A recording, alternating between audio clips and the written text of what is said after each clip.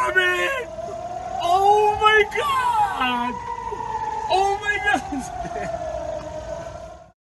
На этом видео мы видим еврейского поселенца, который попал под обстрел и начал паниковать. Если отбросить все прочие моменты, примечательно то, что в момент опасности он взывает к единому Богу. Oh my God! Как видно, он кричит: «О май гад! О мой Господь, помоги!» Понятно, что он иудей, и его вера неправильная, но в отличие от рафидитов Ирана, против которых евреи теперь вроде как воюют, он не взывает к своим еврейским святым мужам. А рафидиты Ирана в таких ситуациях взывают наравне с Аллахом, к Али, к Хусейну, к Фатиме, да будет доволен ими всеми Аллах, а также взывают к своим 12 имамам, и к кому только вместо Аллаха они не взывают. Каждый из вас в глубине души, когда вы попадаете в беду и знаете, что никто не может вам в ней помочь, все, выхода нет. К кому вас направляет ваше сердце? Твое сердце направляется куда?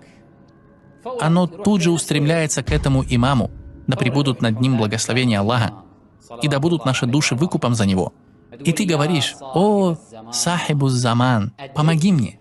О, сахибу заман, помоги мне! Приди на помощь!» К Аллаху они тоже могут взывать, но очень редко.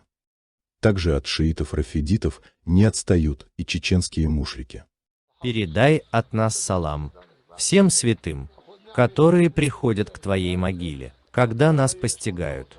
Проблемы, невзгоды, поистине нет у нас пристанища, кроме как здесь у тебя. Прошу вас, не наказывайте нас, Хеда, из-за того, что мы как следует не предстали перед вами. Умоляю, не наказывайте. Чеченские мушрики в момент опасности тоже взывают к устазам, к Авде, Кунте, к Хеде и так далее.